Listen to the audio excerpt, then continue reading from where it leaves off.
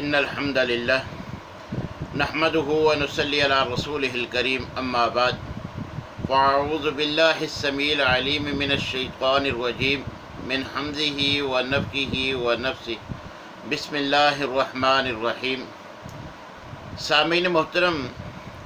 قرآن کریم کے 7واں پارہ کے 2 حصے ہیں۔ پہلا حصہ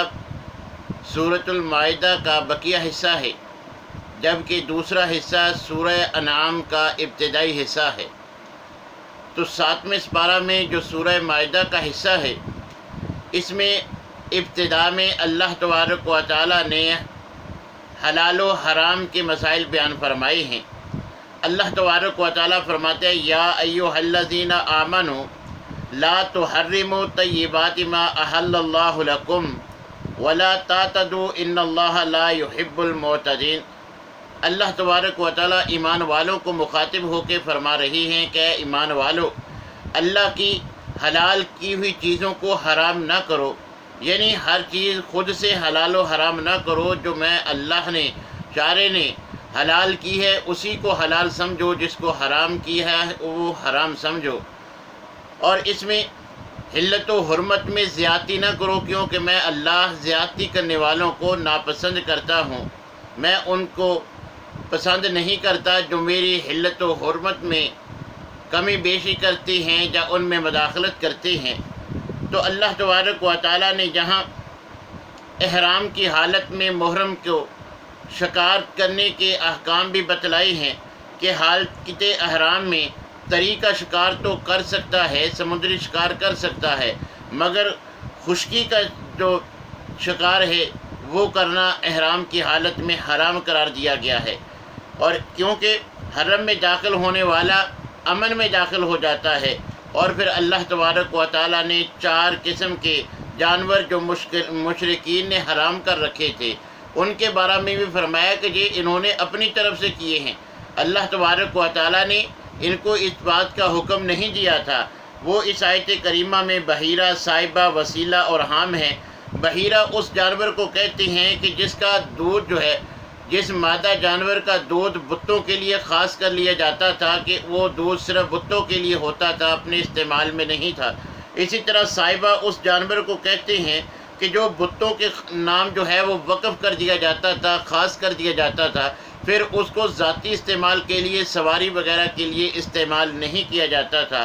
اسی طرح وسیلہ جو اونٹنی مسلسل 2 مرتبہ مادہ بچے پیدا کر دیتی، اس کو بھی بتوں کے نام پر آزاد چھوڑ دیا جاتا تھا۔ اور حام جس مذکر جانور سے، سانڈ وغیرہ سے ایک مخصوص تعداد میں مادہ جو ہیں وہ حاملہ ہو جاتی، پھر اس کو بھی ذاتی استعمال میں لانے کی بجائے بتوں کے نام پر آزاد چھوڑ دیا جاتا تھا۔ یہ جانوروں کے ساتھ یہ ان کے عقائد و نظریات اپنے بنائے ہوئے تھے۔ اللہ تبارک و تعالیٰ نے فرمایا کہ میں نے ان جانوروں کو ذاتی استعمال سے روکنے کا حکم نہیں دیا، اپنی طرف سے انہوں نے یہ باتیں بنائی ہیں، میں نے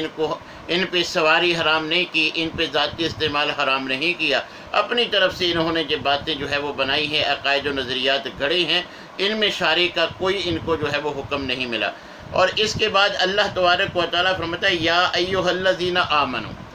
انما الخمر والمیسر والانصاب والازلام رجس من عمل الشیطان فاجتنبوہ لعلکم تفلحون۔ سورہ مائدہ کی 90 نمبر آیت ہے۔ اللہ تبارک و تعالیٰ ایمان والوں سے مخاطب ہوتے ہیں۔ جو گزشتہ جانوروں کے متعلق ان کے مشرکانہ عقائد و نظریات تھے وہ تو آج ہمارے معاشرہ میں نہیں ہیں، لیکن یہ جو آگے اللہ تبارک و تعالیٰ اسپیشل ایمان والوں کو مخاطب ہو کے فرما رہی ہیں کہ اے ایمان والو، انما الخمر والمیسر، کہ شراب اور جوا، والانصاب اور پن سے، یہ بتوں کے پاس نصب بت، وہ پتھر جن پہ بتوں کے نام پہ جانور ذبح کیے جاتے تھے، والازلام، اور یہ پھال نکالنے کے تیر یا اسی طرح کی لکڑیاں، اللہ تبارک و تعالیٰ فرماتا ہے رجسن، یہ سارے معاملات گندگی ہیں، من عمل الشیطان، یہ شیطانی عمل ہیں، فاجتنبو، تم ان سے مکمل اجتناب کرو، لعلکم تفلحون، تاکہ تم کامیاب ہو سکو، اللہ تم سے راضی ہو جائے، تمہیں جہنم سے آزادی مل جائے، تمہیں جنت میں داخلہ نصیب ہو۔ اس کے لیے ضروری ہے کہ تم ان تمام کاموں سے مکمل اجتناب کرو۔ مگر میرے بھائیوں، آج ہم دیکھ لیں کہ ہم ہر سال رمضان کے روزے بھی رکھتے ہیں، ایسے بدبخت بھی ہیں جو رمضان کے روزے تو رکھتی ہیں مگر اللہ کی حرام کی ہوئی شراب کو چھوڑنے کے لیے تیار نہیں ہیں،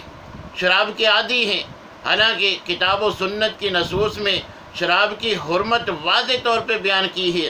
اب انہی آیات کو دیکھ لیجیے، سورہ مائدہ میں جہاں اللہ تبارک و تعالیٰ نے شراب سے منع کیا ہے، شراب کو حرام قرار دیا ہے، اگر ہم ان آیات کے الفاظ پہ غور کریں تو اللہ تبارک و تعالیٰ نے صرف شراب کو حرام نہیں کیا بلکہ اس کی حرمت پہ دلالت کرنے والے بہت سارے ایسے الفاظ ان آیات میں ذکر فرما دیے۔ مثال کے طور پہ دیکھیں، جہاں اللہ تبارک و تعالیٰ نے شراب کے بارے میں رجس کا لفظ استعمال کیا، جس کا معنی نجاست اور گندگی ہے، تو ہر صاحب عقل جانتا ہے کہ جو گندی چیز ہے وہ حرام ہوتی ہے، ہر گندی چیز ویسے ہی اصولاً جو ہے وہ حرام ہے اس کا استعمال۔ اور اسی طرح اللہ تبارک و تعالیٰ نے شراب کو عمل الشیطان قرار دیا ہے، اور شیطان کا ہر عمل جو ہے یہ بھی واقعتاً جو ہے وہ بذات خود حرام ہے۔ اسی طرح اللہ تبارک و تعالیٰ نے شراب کی حرمت کے ان جو ہے وہ احکام میں لعلکم تفلحون کا ذکر فرمایا ہے، جس چیز کے اجتناب پہ کامیابی اور فلاح کے متعلق اللہ تبارک و تعالیٰ بتلا دیں کہ ان کو ترک کرنے سے تمہیں کامیابی ملے گی، فلاح ملے گی، شرعی لحاظ سے پھر اس کام کا استعمال کرنا بھی حرام ہو جاتا ہے۔ آگے اللہ تبارک و تعالیٰ فرماتے ہیں انما یرید الشیطان ان یوقع بینکم العداوۃ والبغضاء فی الخمر والمیسر، لہذا جو چیز مسلمانوں میں بغاوت، بغض،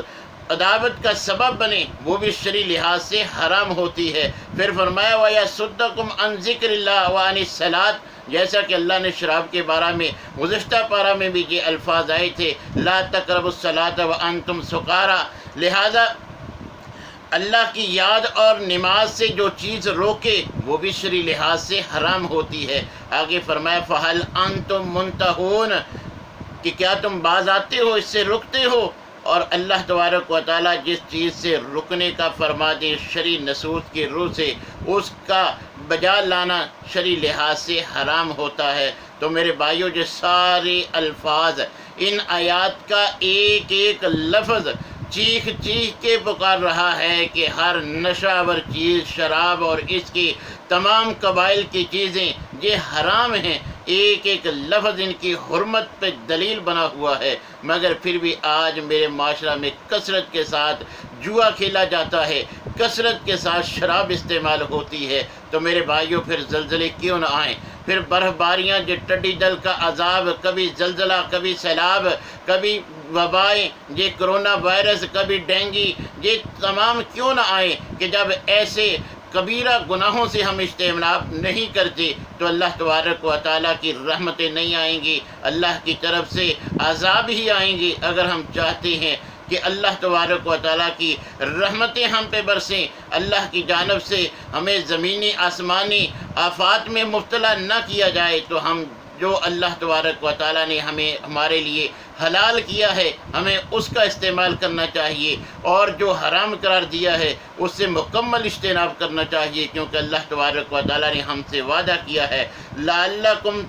تفلحون، پھر تم فلاح پا جاؤ گے، پھر تم کامیاب ہو جاؤ گے، دنیا میں بھی کامیابی ملے گی، آخرت میں بھی کامیابی ملے گی اگر اللہ کا حکم مانو گے، جس سے روکا ہے رک جاؤ گے، جس کا کرنے کا حکم دیا ہے اس کو بجا لاؤ گے۔ اس کے بعد اللہ تبارک و تعالیٰ نے ان چیزوں کی حرمت سے ہمیں مکمل اجتناب کا حکم دیا ہے۔ تو میرے بھائیوں، یہ شراب، یہ جوا، ان کے بے شمار نقصانات ہیں۔ آج ہم اپنے معاشرہ میں دیکھتے ہیں کہ شرابی کے گھر اجڑ جاتے ہیں، اس کے جو ہے وہ بیوی بچوں کو نقصان دنیاوی لحاظ سے پہنچتا ہے، ہر چیز اپنی مال اسباب جائیداد ہر چیز فروخت کر دیتا ہے، یہی جوئے باز کی حالت ہے۔ ان تمام کاموں کے دنیاوی بھی بے شمار نقصانات ہم اپنے آنکھوں سے دیکھتے ہیں، اور یہ شراب تو اتنی کبھی ہے کہ نبی کریم علیہ الصلوۃ والسلام نے بننے سے لے کر استعمال کرنے تک درمیان میں اس میں معاونت کرنے والے 10 افراد پر لعنت فرمائی ہے۔ تو میرے بھائیوں، جو کئی افراد کی لعنت کا سبب ہو، اور ایسی کہ نبی کریم علیہ الصلوۃ والسلام نے جس کے بارے میں فرمایا لا يدخل الجنہ، 4 آدمیوں کے بارے میں نبی صلی اللہ علیہ وسلم نے زبان رسالت سے فرمایا کہ یہ 4 بدبخت جنت میں داخل نہیں ہوں گے۔ ان میں ایک فرمایا مدمن خمر، ایک شراب کا عادی بھی ان 4 میں سے ایک شرابی ہے جو شراب کا عادی ہے۔ پھر فرمایا ثلاثۃ قد حرم اللہ علیہم الجنہ، کہ 3 بدبخت ایسی ہیں جن پر اللہ نے جنت حرام کر دی ہے۔ ان میں بھی ایک نبی کریم علیہ الصلوۃ والسلام نے فرمایا مدمن الخمر، شراب کا عادی، اس پر نہ وہ جنت میں داخل ہو سکتا ہے، اور دوسرے الفاظ کہ اللہ نے ان پر جنت میں داخلہ حرام قرار دے دیا ہے۔ تو میرے بھائیو، ایسی قبیح چیزوں سے جن کی حرمت اس قدر آیات میں اسی طرح احادیث میں واضح ہو، ہمیں اس سے مکمل اجتناب کرنا چاہیے۔ اس کے بعد اللہ تبارک و تعالی سورہ مائدہ کے اگلے الفاظ میں قسم کی مسائل بیان فرماتے ہیں، لا یؤاخذکم اللہ باللغو فی ایمانکم ولکن یؤاخذکم بما عقدتم الایمان فکفارتہ اطعام 10 مساکین۔ اللہ تبارک و تعالیٰ قسم کے متعلق فرماتے ہیں کہ جو تو لغو قسم ہے، تقیہ کلام کے طور پہ جو عادتاً انسان بول دیتا ہے، اس کے بارے میں اللہ تبارک و تعالیٰ کمال شفقت کا مظاہرہ فرماتے ہیں کہ میں ان کا مواخذہ نہیں کروں گا۔ جو عادتاً بلا ضرورت نہ اگلے کا مطالبہ ہے، نہ اس کو وہاں قسم کی ضرورت ہے، ویسی ایک عادت بنی ہوئی ہے بات بات پہ قسم اٹھانے کی، تو اللہ تبارک و تعالیٰ شفقت کا مظاہرہ فرماتے ہیں کہ میں ایسی جو بلا ارادہ تقیہ کلام کے طور پہ جو ہے وہ لغو قسمیں زبان سے نکلتی ہیں، میں ان پہ مواخذہ نہیں کروں گا۔ لیکن جو ارادتاً قسمیں اٹھائی جائیں، قسم کی ویسے 3 قسمیں ہیں، ایک یہی لغو قسم، اس پہ تو اللہ مواخذہ نہیں کریں گے، اور ایک ہوتی ہے یمین غموس، جان بوجھ کر جھوٹی قسم اٹھانا، یہ کبیرہ گناہ ہے۔ اس کا صرف کفارہ سے بات نہیں بنے گی، بلکہ اللہ تبارک و تعالیٰ سے توبہ اور استغفار بھی کرنا پڑے گی، پھر یہ گناہ معاف ہوگا۔ اور ایک ہے کہ آپ ارادتاً کوئی قسم اٹھاتے ہیں کہ میں ایسا کام کروں گا، مجھے قسم ہے، میں اللہ کی قسم اٹھاتا ہوں، میں ایسا کروں گا، میں یہ کام جو ہے وہ کروں گا۔ تو اس قسم کے بارے میں اللہ تبارک و تعالیٰ فرماتے ہیں کہ اس کے اگر تم نے قسم اٹھائی ہے پھر اس کو پورا نہ کرو گے، اس کے بارے میں مواخذہ کروں گا کہ تم نے ایسا کیوں نہیں کیا، جب تم نے قسم اٹھائی تھی یہ کام کیوں کہ نہیں کیا۔ اگر تو وہ غیر شرعی ہے تو اس کا کفارہ دینا ہوگا، شرعی لحاظ سے اس کو پورا نہیں کیا جائے گا۔ مگر جو جائز بھی عمل تھا اس کی آپ نے قسم اٹھائی تھی، مگر پھر آپ نے قسم پوری نہیں کی، نہ کفارہ دیا، تو پھر اللہ تبارک و تعالیٰ اس کے بارے میں کل قیامت کے دن مواخذہ فرمائیں گے، اس سے باز پرس کریں گے تم نے ایسا کیوں کیا۔ اور پھر اللہ تبارک و تعالیٰ نے ایسی قسم کہ جو غیر شرعی ہے، اب اس کو پورا تو نہیں کیا جائے گا شرعی لحاظ سے، اس کا بھی کفارہ دینا ہوگا۔ اور اسی طرح آپ نے کوئی مستقبل کے کسی کام کی قسم اٹھائی تھی، کسی وجہ سے پورا نہیں کر سکے یا نہیں کر سکتے، تو اس کا بھی کفارہ یہی ہے۔ تو اللہ تبارک و تعالیٰ فرماتے ہیں کہ 10 مساکین کو جا تو کھانا کھلا دو،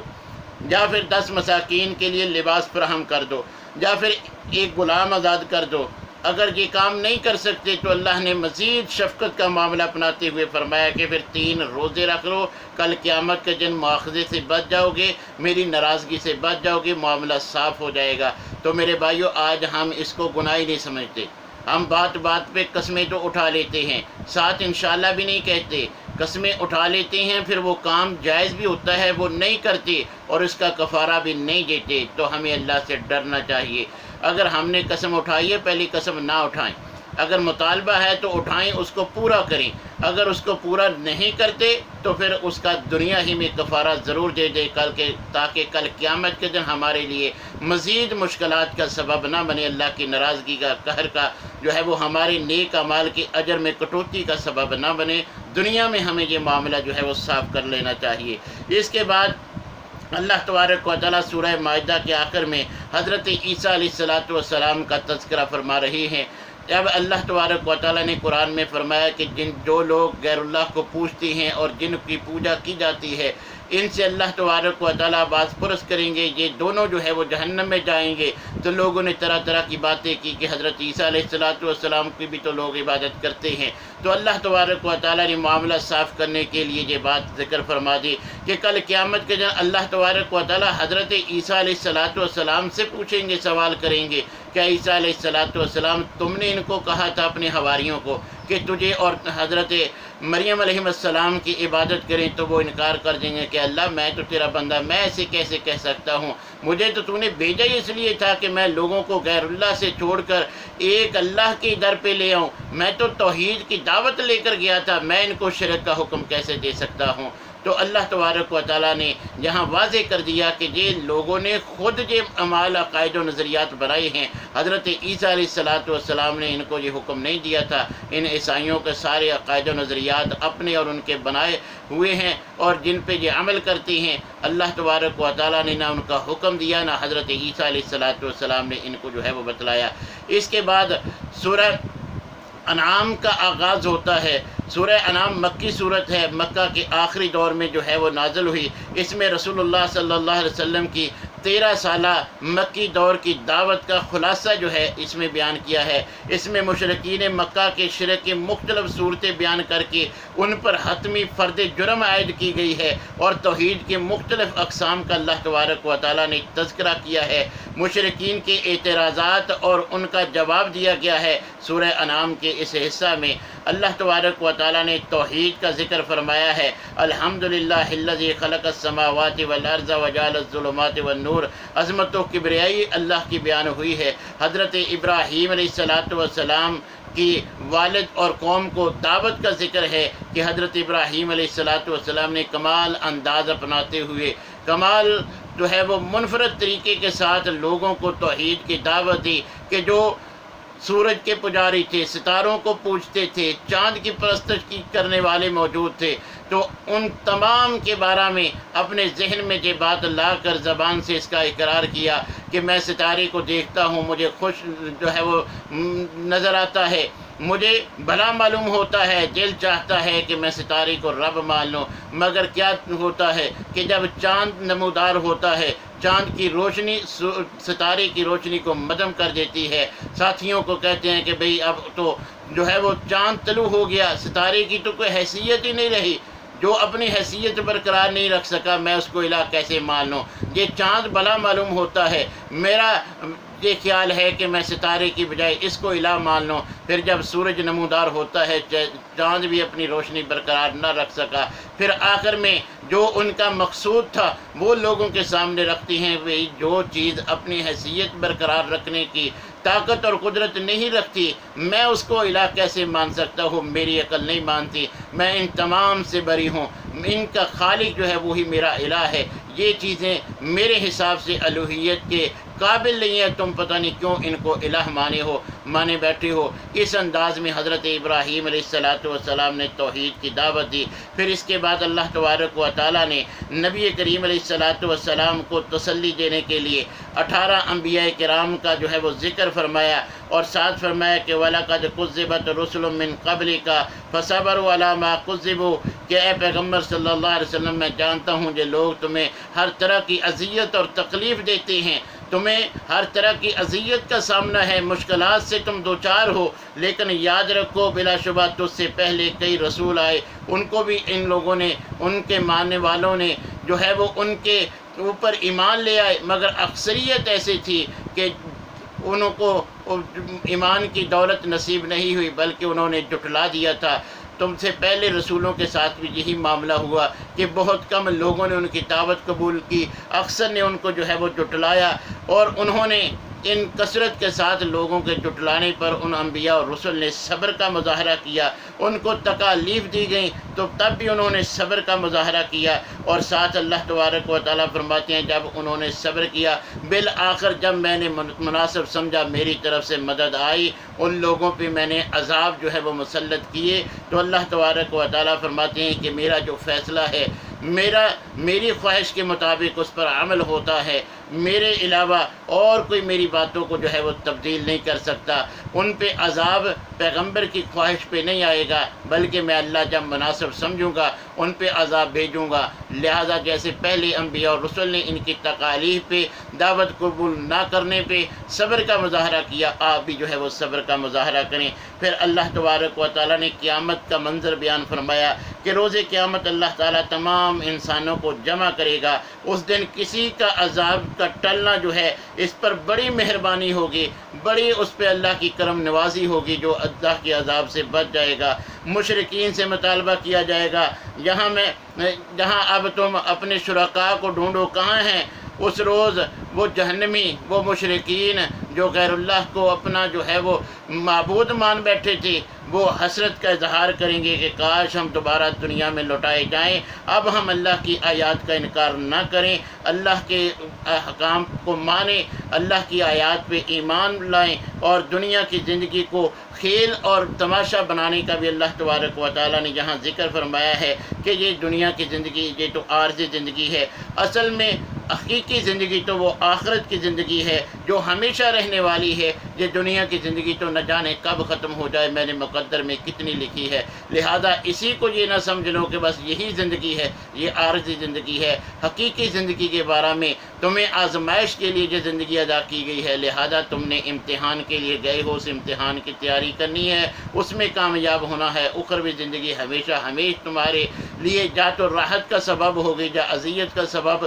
یہ اب تمہارے اوپر ہے کہ تم کون سا راستہ اختیار کرتے ہو۔ اس کے بعد اللہ تبارک و تعالیٰ فرماتے ہیں اس پارہ کے آخر میں وَلَا تَسُبُّوا الَّذِينَ يَدْعُونَ مِن دُونِ اللَّهِ فَيَسُبُّوا اللَّهَ عَدْوًا بِغَيْرِ عِلْمٍ، کہ غیر اللہ کو، جن چیزوں کو اللہ کے علاوہ پوجا جا رہا ہے، پوجنے والوں کے پاس تم ان لوگوں کو برا بلا نہ کہو، گالی نہ دو، تم ان کے باطل معبودوں کو گالی دو گے تو وہ جواباً تمہارے سچے معبود کو گالی دو گے، لہٰذا ان کا گالی دینا تمہارا سبب بننا جو تمہیں زیب نہیں دیتا، نہ تم ان کے باطل معبودوں کو گالی دو، نہ وہ جواباً جو ہے وہ غصے میں آ کے تمہارے معبود کو گالی دیں۔ اور یہی بات نبی کریم علیہ السلام نے بھی قیامت تک آنے والے اپنے امتیوں کو بتلائی ہے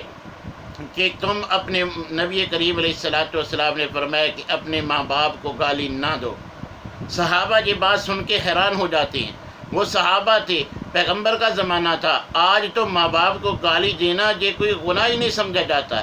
مگر جب صحابہ نے زبان رسالت سے یہ سنا کہ ماں باپ کو گالی نہ دو، وہ حیران کہ اللہ کے رسول ایسا بدبخت بھی ہو سکتا ہے جو خود اپنے ماں باپ کو گالی دو، جو اپنے ماں باپ کو اپنی زبان سے گالی دے، وہ کوئی انسان ہو سکتا ہے؟ اس وقت تو ان کی نظر میں معاملہ ایسے ہی تھا، مگر آج ہم اپنے گریبانوں میں جان کر دیکھیں کہ صحابہ ماں باپ کو گالی دینے کا کوئی تصور ہی نہیں تھا ان کے ذہن میں۔ وہ پوچھتے کہ اللہ کے رسول کیا یہ ممکن ہے کہ کوئی اپنے ماں باپ کو گالی دے؟ اس وقت تو یہ بات عام نہ تھی، مگر آج تو ماں باپ کو گالی دینا کوئی گناہ ہی نہیں سمجھا جا رہا۔ تو نبی کریم علیہ السلام نے اس وقت اس صورت سے بھی منع فرمایا کہ ہاں واقعتاً ایسا تو ممکن نہیں ہے کہ کوئی بدبخت خود اپنی ماں باپ کو گالی دے، لیکن ایسا اس دور میں ممکن ہے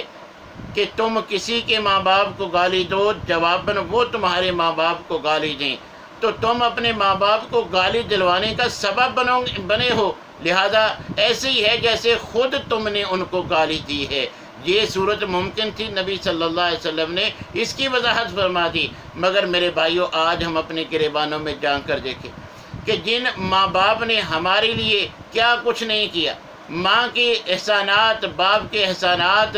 جو آج ہم بھلا چکے ہیں، کہ ماں باپ نے کس طرح جو ہے وہ اپنے پیٹ کاٹ کر ہر طرح کی ہمیں جو ہے وہ آسائش فراہم کی، آج ہم چلنے کے، بولنے کے جو ہے وہ قابل ہوئے ہیں، تو آج ہم اپنے ماں باپ کی توہین کر کے فخر محسوس کرتے ہیں، ہم ان کو جو ہے وہ ان پڑھ، گنوار اور جاہل کہہ کے سمجھتے ہیں کہ ہم نے تعلیم کا حق ادا کر دیا، حالانکہ اسی تعلیم دلوانے کے لیے باپ کی محنتیں، شب و روز کی جو ہے وہ اس کی کٹھن سے کٹھن مشکلات کا سامنا، یہ ہمیں یاد نہیں۔ ماں باپ تو وہ ہیں کہ اللہ نے اپنی عبادت کے بعد دوسرا حکم اپنے بندوں کو یہ دیا کہ وَبِالْوَالِدَيْنِ إِحْسَانًا، جس طرح میں اللہ تمہیں حکم دے رہا ہوں میری عبادت کرنی ہے، اسی طرح میں اللہ تمہیں حکم دے رہا ہوں کہ والدین کے ساتھ حسن سلوک کرنا ہے۔ اور اللہ تبارک و تعالیٰ نے والدین کے سامنے زبان درازی کرنا، ماں باپ کو گالی دینا، ماں باپ کے آگے اونچی آواز سے بولنا تو دور کی بات، شریعت نے تو شارع نے تو یہ بھی حرام قرار دیا ہے کہ ماں باپ کے کسی فعل سے، ان کی کسی بات سننے سے ہمارے ماتھے پہ چھکنے تک نہیں پڑنی چاہیے، ان کے کسی بات کو، کسی کام کو دیکھ کر ہماری زبان سے اف تک نہیں نکلنا چاہیے۔ وَلَا تَقُلْ لَهُمَا اُفٍّ، اللہ تبارک و تعالیٰ نے تو ہمیں اف کہنے سے بھی منع فرما دیا۔ چاہے جائے کہ ہم ایسا رویہ اپنائیں کہ آج ہمارے معاشرے میں کتنے ایسے ماں باپ ہیں جو اپنے بچوں سے بات کرنے سے کتراتے ہیں کہ بد زبان ہے، بد کلام ہے، حالانکہ اس میں تربیت ماں باپ ہی کی ہوتی ہے، مگر جب آپ سمجھدار ہو گئے ہیں، اب آپ کو اللہ تبارک و تعالیٰ نے جیسا انداز ماں باپ سے اپنانے کا حکم دیا ہے ویسا انداز اپنائیں۔ ہماری شریعت نے تو جہاں تک بھی حرام قرار دیا ہے کہ اپنے ماں باپ کے لیے گالی کا سبب بھی نہ بنو۔ چاہے جائے کہ آج ہم خود اپنے ماں باپ کو اپنی زبانوں سے گالیاں دینا شروع کر دیں، ان کی اہانت کرنی، ان کی توہین کرنی شروع کر دیں، یہ اللہ کو کیسے جو ہے وہ برداشت ہو سکتی ہے؟ اللہ تو ان کی توہین کا سبب بننے سے ہمیں منع فرما رہے ہیں، اگر ہم خود ان کی توہین کریں گے تو اللہ کیسے برداشت کریں گے؟ پھر ہمیں کیسے جو ہے وہ دنیا میں نافرمان اولاد کو کس طرح مشکلات کا سامنا ہوتا ہے؟ جس تعلیم کے بلبوتے پر ماں باپ کی نافرمانیاں کی جاتی ہیں، توہین کی جاتی ہے، اسی کی ڈگریاں لے کر در در کے دھکے کھاتا ہے، کوئی ملازمت، کوئی نوکری نہیں ملتی۔ ماں باپ راضی ہوتے، اللہ راضی ہوتا، اسے اس طرح دھکے کھانے نہ پڑتے۔ جس کی ماں زندہ اس کے لیے دعائیں کرنے کے لیے موجود ہے، اس کو طرح طرح کے ہیلے تراشنے کی، رشوت دے کر نوکریاں حاصل کرنے کی بھی ضرورت نہیں پڑتی، لائنوں میں لگنے کی ضرورت نہیں پڑتی۔ ماں کی خدمت کر لے، ماں اس کے لیے جو دعا کرے گی اللہ تبارک و تعالیٰ اس کی قبول فرما کے اس نوجوان کو دنیا ہی میں اللہ تعالیٰ عزتوں سے ہمکنار کر دے گا۔ اس کی جو خواہش ہے ماں کو راضی کر کے ماں سے دعا کروا لے، اللہ تبارک و تعالیٰ ماں کی زبان سے بیٹے کے لیے، بیٹی کے لیے نکلی ہوئی دعا رد نہیں فرماتے، اللہ اس کو قبول فرما لیتے ہیں۔ یہ تو اللہ کو راضی کرنے کا ایک آسان سا اللہ تبارک و تعالیٰ نے ہمیں ہیلا دیا ہے۔ رضا اللہ فی رضا الوالدین، ماں باپ کو راضی کر لو، اللہ راضی ہو جائے گا۔ ماں باپ کو راضی رکھیں، اللہ راضی رہے گا۔ ماں باپ سے دعائیں کروائیں، التجائیں کروائیں تو اللہ تبارک و تعالیٰ ماں باپ کی دعاؤں کو قبول کرتے ہوئے ہمیں دنیا میں جو چاہیے وہی اللہ عطا کر دے گا۔ اللہ تبارک و تعالیٰ سے دعا ہے کہ اللہ تعالیٰ ہمیں کتاب اللہ کو سمجھنے، اس کو پڑھنے اور اس پر عمل کرنے کی توفیق عنایت فرمائے۔ وآخر دعوانا الحمد للہ رب العالمین۔